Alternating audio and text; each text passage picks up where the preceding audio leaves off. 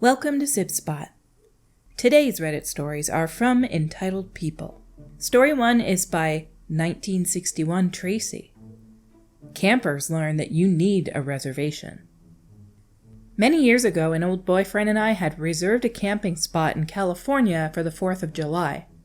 It used to be you only needed reservations for popular campgrounds, but they developed a much-needed reservation system for all campgrounds. Reservations were a must because that year the 4th landed on a Wednesday, making campsites unavailable or reserved for the whole week. The campground belonged to the state and was a walk-in site campground.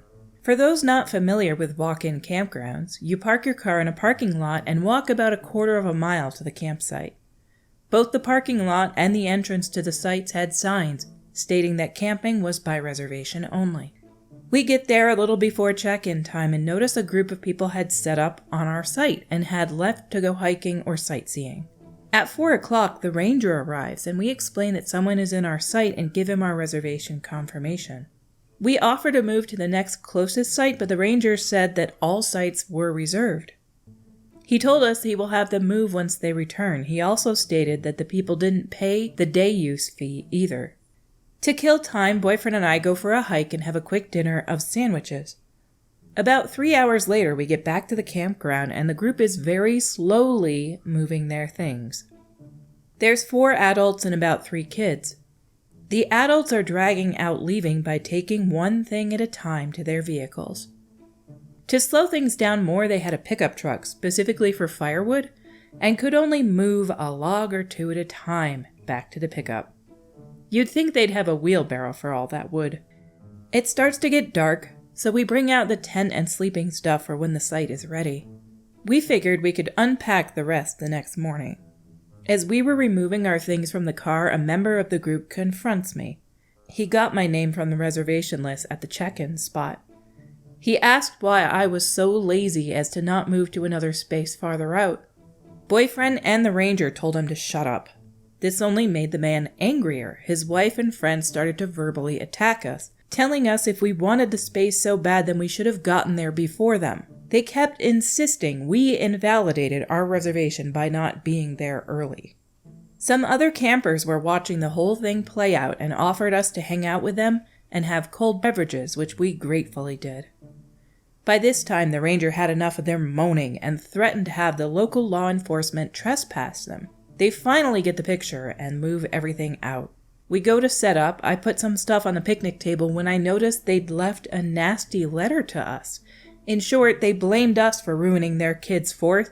They won't get to see the fireworks, have s'mores, or see the stars at night. Instead, we have to go to a motel. Worse, they threaten confrontation if they see us around the area.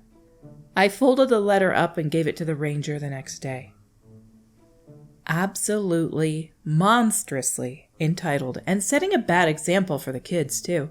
There are people who will see somebody set up in their own reserved campsite and they'll just move to another one. But then that causes problems for ones that are reserved down the line. It could literally be a domino effect. I don't see what the point is in arguing and yelling about how you set up here. I know it takes some time to set up at a campsite, but if you don't set up in your own reserved lot, you're probably going to have to move somewhere down the line. Down in the comments by Anteos7544. I worked in public lands and found that most of the public thought I was a ranger when I was not, and believed that I had law enforcement powers when I did not. My boss encouraged us to educate transgressors when we felt comfortable doing so, but we could not make anyone comply with rules or laws. I almost always worked alone and was never armed. Situations can escalate unpredictably, and our safety was always my boss's first concern. Yeah, when people are out camping, there's a lot of people that like to consume a lot of alcohol too, and that can cause unpredictable escalations as well.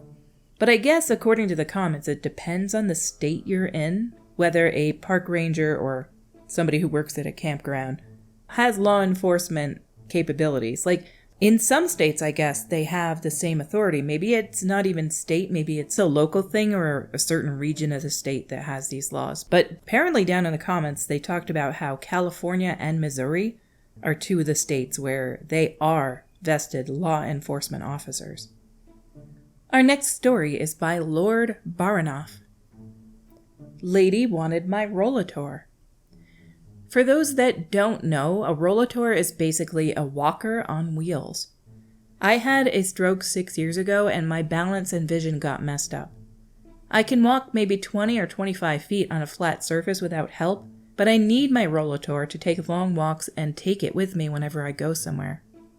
I normally have weekly groceries delivered to me at my apartment, but every month or 6 weeks, depending on schedules, my mom will take me to a specialty grocery store where I can get a lot of prepackaged meals that I just have to put in the microwave for a while. We were on one of these trips and we were waiting in line checking out. The Rollator that insurance covers was a piece of cheap white plastic, so last Christmas, my mom bought me one that is black steel and titanium composition. It also has a pouch on the back for storing things, and when I need to take a break, I can lock the wheels. It has a fold-out bench I can sit on. So while my groceries were being checked out, I folded out the bench, sat down waiting. When we were done, I got up and unlocked the wheels while my mom rolled out my cart of groceries. I had barely gotten 5 feet when a lady walked up and grabbed my Rollator, saying, "I'll take this." I said no and jerked it away from her and proceeded to follow my mom out to the parking lot. Usually, my mom will load the groceries in the car while I leave the Rollator on the side and walk my way to the passenger seat. After loading the groceries, my mom collapses the Rollator and puts it on top of the groceries. This lady followed us out to the car and was waiting there tapping her foot while we loaded the groceries. I didn't trust her, so I just stood holding on the Rollator. My mom said, "Go ahead, get in, it's unlocked." And I just shook my head no and tried to subtly point at the lady as to why I wasn't getting in. Mom understood and finished loading the groceries. When she was done, she came up to me, folded down the Rollator while I walked to the passenger's door. Mom folded down the Rollator, put it on top of the bags in the car, and was closing the door when the lady started shrieking about how we were stealing store property. I don't know if someone got him or what, but a manager type came out and asked what was going on. The lady screamed about how we were stealing the Rollator and she needed to use it.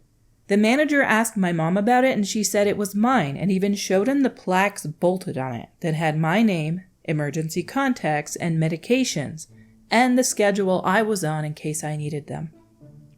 The lady kept screaming that she needed it now that we were done. The manager told her that it was mine, it had information on it that pertained only to me, and that if she needed help, they could find her a mobility scooter or something. She didn't like this, and suddenly went from shrieking harpy to sweet old lady saying, well, maybe she could leave it here and I could use it and leave it when I am done for them to come back and get. The manager asked, would that be okay with you? And my mom, knowing we would never see it again, said that we couldn't, we had other places to go where I would need it. The lady began screaming again while we just drove off. I don't know how it ended up for the manager, but I hope he survived it. Maybe she could just leave her device that she uses for her mobility that belongs to her and has names stamped on it with me because I'm a totally trustworthy person who just didn't scream at you for 10 minutes. No, absolutely not. If this was a nice person or a friend, maybe then they would have considered her having it. But this woman obviously needs this thing anywhere she goes to get around. So the likelihood of her loaning it even to a friend for a time is very slim. Down in the comments by Too Old for This Split. My mom was in a wheelchair for her last few years. She could use a walker in the house and she could stand to move from the wheelchair to the car seat and back. It was a nice chair but manual because she couldn't manage the kind with power, and we rented it from our local volunteer ambulance company. On 2 different occasions, I had someone try to walk off with it as I was getting her settled into the car after doctor's appointments. They didn't even ask. They just grabbed and they got annoyed because they didn't want to use the old battered ones available at the medical center. It's always crazy to me when somebody who's entitled and doesn't even ask for somebody's personal property gets annoyed. When they get mad. Like the lady screaming in the first one and shrieking in the first one. And now these people here who are like, I don't want to use the ratty one, that one's nicer. Our last story today is a very short one by Foreign Minimum 4256. Woman tries to guilt trip my family into giving her a seat we reserved. Once I was at a parade in my city. My entire extended family was there, so think around 15 people total. My grandpa had reserved some seats for us all. We get there and a woman and her kid were sitting in 2 of them. My grandpa told her we reserved them. She looks at her daughter and says, "Well, I guess we better give him his seats." Probably expecting us to feel bad and say, "No, it's okay." We didn't. Instead, our group just stared until she got up with her kid and left. This right here is one of the reasons I like reading these stories. I didn't know that people could actually, and do, reserve seats at a parade for 15 people. I've never heard of something like that happening. Down in the comments by Nymph Zen Robot. This past Wednesday, we were on Amtrak and reserved seats. When we go on, of course, there was a couple in our seats. When we said they were in our seats, they just replied, "Well, someone's in our seats, so..." Nope, I just looked at them until they moved. The 2 comments that were posted in reply to that little tiny story are why I really wanted to share this one. I thought they were both pretty clever and hilarious. First, by Lily Bean. "It's so annoying when people sit in seats that aren't theirs, isn't it?" And underneath that is my favorite one, by Calling Water. "Well, what you need to do is insist they move, like this." Every time I read comments underneath a story that I think are great zingers, I think of that movie with Meg Ryan and Tom Hanks where she says, "You think of these things afterwards and you wish you would have said it in the moment, and then one time you say it and you feel terrible afterwards. You zing them and then you feel bad about it afterwards." I'm sure there's some people that you deal with in the world that saying these zingers wouldn't feel so badly, but it's part of the reason that a lot of people don't say something that's kind of snide or nasty to people, because it does actually feel bad in the long run. But it is funny to read the options after the fact. Our stories for today have come to a close. Until we meet again, have a perfect day.